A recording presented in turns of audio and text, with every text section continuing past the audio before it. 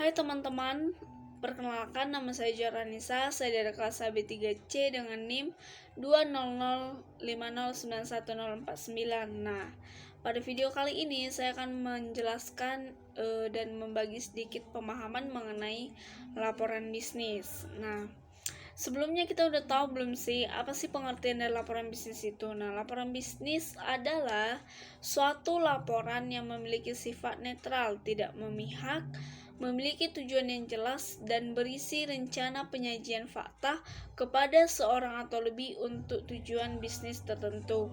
Nah, dari definisi laporan bisnis tersebut kita dapat menyimpulkan bahwa laporan bisnis adalah suatu laporan dokumen yang berisi mengenai data-data maupun hal dalam usaha itu yang perlu dilaporkan. Nah, tentunya ini harus berisi fakta dan mengandung tujuan bisnis tersebut. Nah, berikut ada menurut Tim Street dan Betty dalam Purwanto tahun 1997. Nah, menurut orang itu bagaimana sih laporan bisnis itu? Nah, menurut mereka laporan bisnis sebagai suatu pesan yang objektif dan tersusun teratur yang digunakan untuk menyampaikan informasi dari suatu bagian organisasi atau dari suatu institusi atau lembaga ke lembaga yang lain untuk membantu mengambil keputusan atau pemecahan masalah. Berikut ada proposal bisnis. Nah, proposal bisnis ini biasa kita sebut dengan proposal usaha. Nah, apa sih proposal usaha itu? Proposal usaha adalah dokumen serta data tertulis yang dibuat oleh pemilik usaha yang berisi tentang gambaran mengenai seluruh aspek terkait dengan bisnis yang dijalankan. Nah, di sini ada juga pendapat ahli nih. Menurut Haryani dalam Sutrina Dewi tahun 2006, nah, pengertian proposal bisnis itu merupakan tulisan yang berisi rencana atau ulasan usulan untuk melakukan suatu kegiatan tertentu. Nah, berikut ada beberapa kegunaan laporan bisnis nih. Jadi dalam melakukan laporan bisnis itu tentu saja ada kegunaannya. Yang pertama itu untuk memonitor dan mengawasi pelaksanaan program kerja suatu bisnis. Dan dalam membuat laporan bisnis ini kita dapat memonitoring dan mengawasi bagaimanakah program kerja suatu bisnis kita itu, bagaimana perkembangannya ya. Jadi dapat juga dimonitor dari laporan bisnis tersebut. Nah, berikutnya membantu mengimplementasi kebijakan dan prosedur, memenuhi persyaratan hukum dan peraturan. Berikutnya ada mendokumentasi presentasi kerja. Nah, dalam laporan bisnis ini kita dapat mendokumentasikan prestasi kerja kita. Nah, bagaimana prestasi dalam usaha itu, prestasi apa yang sudah dicapai usaha itu dapat terlihat, dapat kita lihat dalam laporan bisnis. Contohnya seperti prestasi kerja itu contohnya mendapat dan menghasilkan laba yang tinggi. Nah, itu salah satu dari prestasi kerja.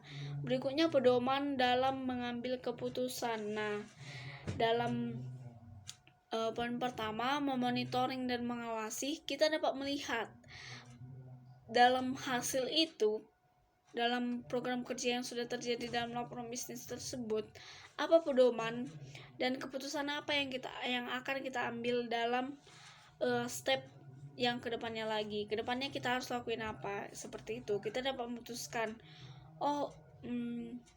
sepertinya program kerjanya bagus. Bagaimana kalau kita meluncurkan produk baru? Nah, itu sebuah keputusan dan menjadi pedoman apa yang akan kita lakukan di tahap selanjutnya dengan cara memonitoring laporan tersebut. Makanya kita bisa mengambil keputusan tersebut. Berikutnya adalah memperoleh bisnis baru dan pendanaan. Nah, dalam laporan bisnis ini kita dapat melihat berapa banyak laba keuntungan yang kita dapat, cukupkah untuk memperoleh bisnis baru. Apa yang akan seperti poin ke atas tadi, apa keputusan apa yang akan kita buat, apa yang akan kita lakukan pada tahap selanjutnya. Jadi kegunaan ini sebenarnya saling berhubungan dan semuanya benar-benar berguna. Laporan bisnis ini memiliki guna yang sangat banyak. Nah, berikut ada jenis-jenis laporan bisnis. Nah, jadi laporan-laporan bisnis ini memiliki beberapa jenis, banyaklah berdasarkan 1, 2 dan banyak sebagainya. Nah, kita lihat di slide berikut. Ini ada jenis-jenis laporan bisnis. Nah, pertama berdasarkan fungsinya. Berdasarkan fungsinya ada laporan informasi dan laporan analitikal. Berikutnya ada berdasarkan formalitasnya. Berdasarkan formalitasnya ada 2 nih. Pertama laporan formal dan laporan informal. Nah, kalau laporan formal ini kita tahu lah ya, biasanya seperti surat perjalanan dinas. Nah, itu bisa aja jadi laporan, ya kan? Laporan surat masuk gitu. Jadi surat laporan itu ada yang bersifat formal, ada yang tidak formal. Berikutnya berdasarkan subjeknya. Nah, ini dari departemen mana laporan itu berasal. Nah, jika dia misalkan dari pemasaran, nah makanya subjeknya itu pemasaran, dari departemen pemasaran, maka laporan bisnis tersebut contohnya dari departemen pemasaran, surat retur barang, makanya maka perlu dibuat laporan bisnis mengenai barang yang terretur, contohnya dalam jangka waktu setahun. Maka berdasarkan subjeknya dari departemen pemasaran, pereturan barang, terjadi laporan bisnisnya. Nah, jadi tergantung departemennya, departemen apa. Nah, jadi setiap bagian-bagian departemen dalam perusahaan itu semua ada laporannya, laporan bisnisnya. Berikut berdasarkan keasliannya, ada laporan otoritas, laporan sukarela, laporan swasta, dan laporan publik. Nah, berikutnya ada berdasarkan pelaksanaan proyek. Yang pertama, laporan pendahuluan. Misalkan ada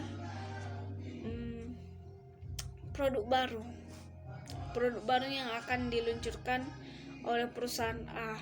Nah, laporan pendahuluannya itu bisa dibuat dengan laporan produk apa yang akan kita buat, bagaimana produk itu. Nah, jika berikutnya laporan perkembangan, di sini sudah lebih terperinci ke tahap selanjutnya dari produk yang akan dibuat. Nah, dari mana akan bahan baku produk tersebut diambil, dari mana, bagaimana prosesnya, dilakukan di mana, dikeluarkan di mana. Nah, laporan akhir itulah produk yang telah dikeluarkan oleh perusahaan tersebut. Nah, berikutnya adalah berdasarkan frekuensinya. Ini ada 2 juga. Yang pertama laporan berkala, 2 laporan khusus. Berikutnya ada berdasarkan penampilannya. Yang pertama laporan memorandum, yang kedua laporan surat, yang ketiga laporan dalam bentuk cetakan. Nah, ini yang terakhir nih, berdasarkan pelaksanaan pertemuan. Ada agenda, resolusi, notulen, laporan pertemuan. Nah, jadi jika ada rapat itu ada laporannya. Seperti notulen, misalkan apa keputusan dalam rapat itu, apa saja pendapat yang dalam rapat itu, jam berapa, undangan rapat, siapa undangan yang diundang dalam rapat, daftar hadir, orang-orang yang mengikuti rapat. Nah, jadi semua itu pasti ada laporannya. Berikutnya syarat laporan yang baik. Nah, jadi dalam membuat laporan ini juga mau formal maupun tidak formal semua ada bagaimana cara membuat laporan yang baik. Yang pertama, informasi yang akurat. Nah, jadi dalam membuat laporan itu kita tidak boleh membuat dengan pemahaman kita sendiri, yang kita tahu sendiri, itu tidak bisa, tapi harus akurat, yang pasti dan yang betul. Berikutnya, mengisyaratkan adanya pertimbangan yang baik. Berikutnya, formal dan organisasi laporan tersebut sesuai kebutuhan pembaca. Nah, jadi dalam laporan itu hanya perlu dicantumkan mana poin-poin yang penting, tidak perlu seperti yang tidak penting, yang tidak perlu dilaporkan, yang tidak perlu ada tercantum dalam situ, yang tidak sesuai dengan kebutuhan tidak perlu dibuat. Dan berikutnya dalam membuat laporan dan proposal bisnis ini ada beberapa poin yang harus dibuat. Nah, contohnya, ini ada beberapa poin. Yang pertama itu definisikan masalah, tujuan, dan ruang lingkup. Nah, dalam laporan itu biasanya ada 3. Sepertinya nanti kita bahas di slide berikutnya. Ada 3 bagian yang wajib. Ada pendahuluan, isi, dan penutup. Nah, jadi di pendahuluan itu contohnya ada beberapa poinnya yang harus dilampirkan. Contohnya seperti ini nih, definisikan masalah. Nah, jadi dari laporan bisnis tersebut, definisi dari laporan itu harus dicantumkan. Baru tujuan dari laporan bisnis itu, contohnya dalam bidang pemasaran tadi, untuk apa laporan tujuannya laporan dalam bidang pemasaran itu dibuat untuk apa. Nah, dan juga ruang lingkupnya. Yang kedua, analisis audiens, dan berikutnya menentukan ide atau gagasan. Yang keempat, mengumpulkan bahan diperlukan. Nah, yang kelima, menganalisis dan menafsirkan data. Nah, itulah laporan itu. Jadi dia harus terperinci, harus sesuai fakta dan akurat. Tidak boleh asal-asal. Yang terakhir, mengorganisasikan data dan mempersiapkan outline akhir. Nah, berikutnya ada nih pengorganisasian laporan dan proposal. Nah, ada 3 bagian. Yang pertama, cara menyusun tubuh laporan dan proposal. Nah, bagaimana tuh? Nah, itu ada 2. Yang pertama, harus ada pendekatan deduktif, lalu pendekatan induktif. Lalu poin kedua dari pengorganisasian laporan dan proposal, cara menyusun teks laporan dan proposal. Yang terakhir, metode outline. Dan bagaimana cara menyusun teks laporan dan proposal? Yang pertama itu kita harus membuat dan menentukan topik-topik dan kriteria laporan tersebut. Menyusun urutan sesuai suatu peristiwa. Nah, contohnya pemesanan barang, nggak mungkin kan langsung ke returnya, selalu pasti ada tahap kenapa, apa yang salah, bagaimana kenapa diretur. Nah, berikutnya mendeskripsikan lokasi atau tempat. Berikutnya menjelaskan suatu proses atau prosedur. Selanjutnya menyelesaikan urutan tingkat kepentingan secara alfabet. Berikutnya menyusun urutan tingkat formalitas. Berikutnya menyusun sumber-sumber yang digunakan, dan yang terakhir pemecahan masalah. Nah, jadi semua itu guys ada urutannya dan ada aturannya ya teman-teman. Nah, berikutnya adalah bagian pokok laporan dan proposal. Nah, ini tadi yang aku bilang ada 3 macam nih. Ada pendahuluan, isi, dan penutup. Yang pertama ini adalah pendahuluan. Dalam pendahuluan ini ada beberapa yang harus kita pertimbangkan dan kita perhatikan. Yang pertama ini, pemberi kuasa adalah yang memberi laporan. Nah, contohnya di pendahuluan itu kita udah tahu lah ya, pasti ruang lingkupnya, contohnya entah ada pengertiannya, tapi ini apa yang harus ada. Ini poin-poin apa yang harus ada, yang harus kita pertimbangkan dalam pendahuluan tersebut. Yang pertama tadi, pemberi kuasa adalah yang memberi laporan.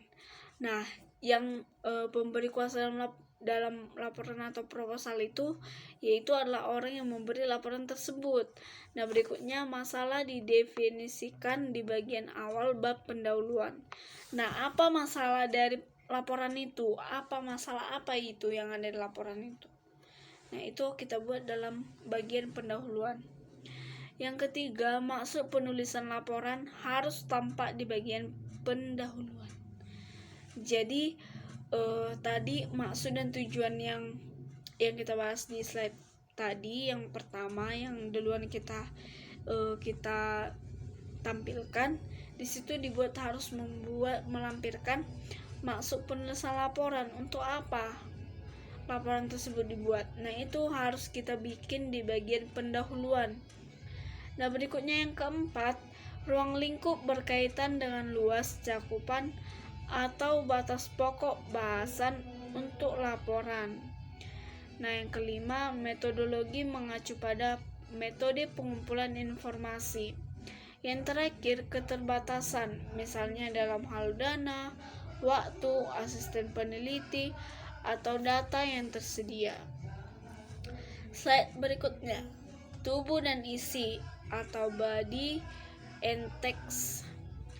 Bagian ini adalah bagian terpanjang. Biasanya di sini dalam bagian isi, kalau kita belajar surat, di surat juga biasa gitu kan, pasti paling banyak di isinya seperti itu. Kalau membuat masalah, isi itu kalau di makalah, isi itu disilakan dengan pembahasannya biasanya di bab 2. Bab 1 biasanya pendahuluan isi, penutup itu selalu sih dalam bagian surat, di bagian makalah, begitu juga di laporan. Nah, ini bagian isi ini atau body atau tubuh dalam sebuah laporan itu adalah bagian yang terpanjang. Nah, di sini diisi teks. Penulisan laporan bisnis yang baik harus mencakup temuan fakta yang penting dan relevan, serta membuang hal-hal yang tidak perlu dan tidak relevan dengan maksud penulisan laporan tersebut. Contohnya nih, kayak retur barang, mungkin karena barangnya rusak, mungkin karena jalan jelek, tapi di laporan itu tidak perlu dibuat jalan jelek pas pengiriman barang, jadi barang ini diretur, isinya barangnya ini tidak perlu dijelaskan bahwa jalan rusak makanya itu terjadi. Nah, jadi hanya yang perlu saja. Jika tidak perlu, seperti menerangkan jalan rusak dalam pembawaan barang, tidak perlu, maka itu perlu dibuang dan tidak perlu dilampirkan pada laporan kita. Nah, berikutnya adalah penutup. Penutup ini biasanya seperti lebih ke rangkuman ya, merangkum seluruh laporan kita tersebut dari isi dan pendahuluan, semua dirangkum dalam penutup ini. Nah, penutup berfungsi merangkum laporan secara menyeluruh, mengambil kesimpulan atau memberi rekomendasi, dan harus didasarkan pada isi dan teksnya. Nah, jadi walaupun rangkuman, kita bukan jadi mengambil dari hal yang rangkum mengenai laporan tersebut dari bagian lain, tetapi tetap harus sesuai dengan dokumen itu, sesuai dengan isinya, sesuai dengan pendahuluannya, harus sesuai, harus matching. Nah, bagian penutup pada informational report disebut rangkuman. Bagian penutup bagian analytical report disebut simpulan, rekomendasi atau simpulan dan rekomendasi. Nah, berikutnya penulisan laporan singkat. Bagaimana ini ya? Secara umum, laporan singkat dalam dunia bisnis jarang dilengkapi dengan preliminary parts atau seperti halaman judul, surat pengantar, daftar isi, dan rangkuman atau abstrak. Oleh karena itu, hanya terdiri atas 1 atau 2 halaman. Laporan singkat lebih menekan pada body atau tubuh suatu laporan yang mencakup pembuka, hasil, temuan, bahasa, dan penutup. Contohnya laporan singkat ini seperti laporan keuangan. Contohnya laporan laba rugi. Nah, di laporan laba rugi sebenarnya tidak perlu memakai pendahuluan, isi, penutup, tetapi langsung laporan laba rugi perusahaan ini periode tahun, bulan, dan tanggal berapa. Biasanya laba rugi setiap akhir bulan. Contohnya setiap tanggal 31 bulan ini tahun 2000 sekian. Nah, jika hanya laporan laba rugi, maka tidak memerlukan bab-bab seperti yang kita bahas tadi, makanya langsung tabelnya. Nah, itu bisa digolongkan sebagai penulisan laporan singkat yang tidak mencakup pembuka, hasil temuan, bahasan, dan penutup. Langsung laporan laba rugi itu biasanya langsung berbentuk tabel dan menunjukkan laba dan rugi dari perusahaan tersebut. Nah, berikut ada perbedaan laporan bisnis pendek dan panjang. Nah, ada nih laporan bisnis pendek dan panjang ini memiliki perbedaan. Laporan bisnis pendek. Laporan bisnis pendek hanya terdiri 1-5 halaman, sedangkan laporan panjang jumlah lebih banyak dari laporan pendek. Jadi, jika dia laporan panjang, maka laporan tersebut bisa sampai 20 halaman atau lebih. Nah, berikutnya laporan pendek jarang dilengkapi kata pengantar, daftar isi, dan abstrak. Seperti yang kita jelaskan tadi, seperti laporan keuangan laba rugi, neraca, itu tidak perlu menggunakan kata pengantar dan lain-lain. Sedangkan laporan panjang menggunakan kata pengantar, daftar isi, dan abstrak. Nah, laporan pendek lebih menekan pada isi laporan. Nah, seperti yang saya bilang tadi, laporan laba rugi langsung ke tabelnya, langsung penjelasannya. Berapa laba rugi dari perusahaan tersebut? Kan itu yang mau dilihat, tidak perlu kata pengantar seperti itu. Kalau keuangan tidak perlu dan tidak pernah pakai daftar isi. Sedangkan laporan panjang lebih menekan pada perumusan masalah, outline, rencana kerja, penelitian, dan analisis data. Contohnya seperti perusahaan ATK, alat tulis kantor. Berapa barang yang masuk seperti ini? Misalkan perusahaan tersebut ingin menambah stok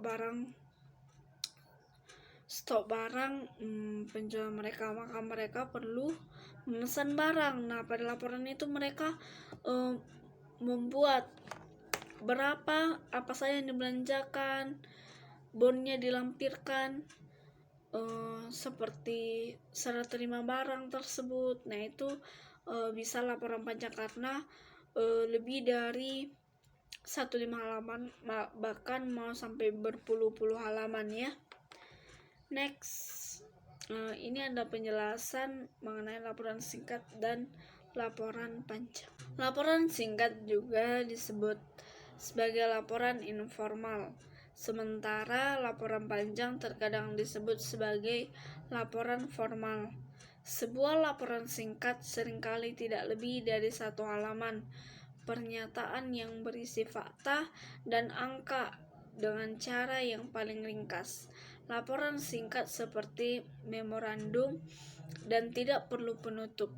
Gaya laporan ini sering santai dan santai. Gaya penulisan termasuk penggunaan orang pertama seperti saya dan kami, berbeda dengan laporan panjang di mana nama lengkap orang digunakan.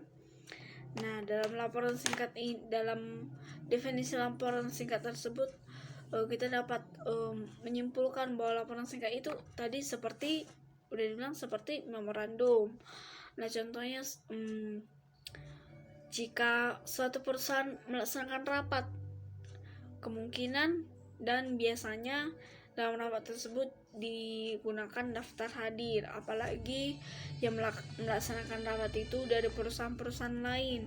Maka saat rapat diadakan, maka sekretaris perusahaan tersebut bisa membuat daftar hadir. Nah, daftar hadir rapat tersebut nantinya akan menjadi sebuah laporan. Nah, itu bisa saja dibikin dan itu termasuk sebagai laporan singkat. Karena apa? Laporan tersebut diberikan hanya bentuk daftar isi saja, tidak perlu ada pendahuluannya, tidak perlu ada isinya, tidak perlu ada penutupnya. Nah, sedangkan laporan panjang selalu memiliki judul, pengantar, isi, dan kesimpulan. Panjangnya selalu lebih dari 1 halaman.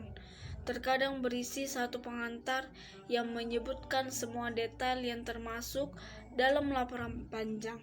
Di akhir laporan panjang ada daftar pustaka dan lampiran.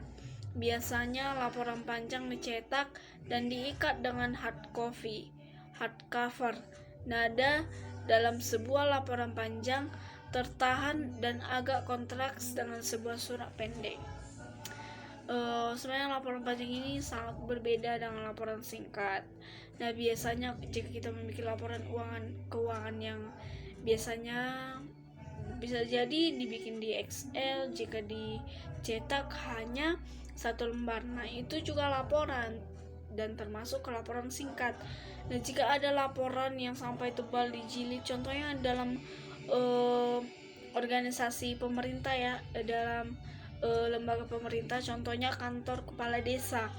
Nah, dana desa itu yang dari pemerintah, mereka akan membuat anggaran, laporan APBD, contohnya kemana uang anggaran itu dibuat oleh aparat desa. Contohnya mereka ada program membaguskan jalan, gotong royong, membangun pos kamling, membangun kantor desa yang baru, itu semua masuk pada laporan tersebut.